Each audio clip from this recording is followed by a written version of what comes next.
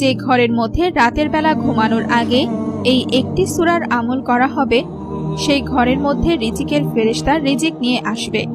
আর রিজিকের ফেরেশতা এত বেশি ধন সম্পদ নিয়ে আসবে সেই ঘরে, যেটা সেই ঘরের মানুষগুলো কখনো কল্পনাও করতে পারেনি। আজকে আমি আপনাদেরকে যে সূরার আমলটি বলবো, এই ব্যাপারে আমাদের সর্বশেষ নবী, আমাদের প্রিয় নবী হযরত মুহাম্মদ সাল্লাল্লাহু আলাইহি ওয়াসাল্লাম বলে গেছেন।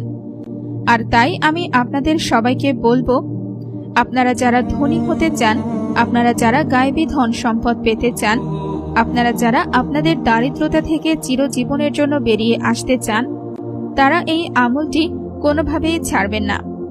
এই একটি সূরার আমল আপনার জীবনকে এমনভাবে পরিবর্তন করে দেবে, যেটা আপনি কখনো কল্পনাও করতে পারেননি।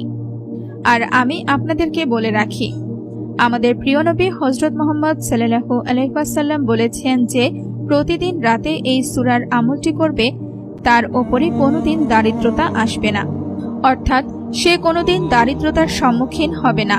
তাহলে একটি বার ভেবে দেখুন, আমি আপনাদের জন্য আজকে কত ফজিলতপূর্ণ, কত বরকতময় একটি আমল নিয়ে এবং ধন সম্পদ লাভের কথা একটি সুন্দর উপায় নিয়ে হাজির হয়েছি।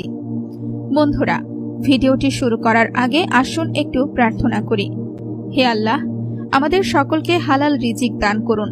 যারা হালাল রিজিক পেতে চান, কমেন্ট বক্সে লিখুন আমিন। এই সূরার ব্যাপারে আমাদের প্রিয় নবী হযরত মুহাম্মদ সাল্লাল্লাহু আলাইহি ওয়াসাল্লাম বলেছেন, এই সূরাটি হচ্ছে ধন সম্পদ লাভের সূরা, অর্থাৎ যারাই এই সূরাটিতে তাদের জীবনের অংশ বানাতে পারবে, তাদের জীবনে ধন সম্পদ টাকা পয়সার কোনো কমতি থাকবে না, তাদের জীবনে টাকা পয়সার কোনো অভাব হবে না।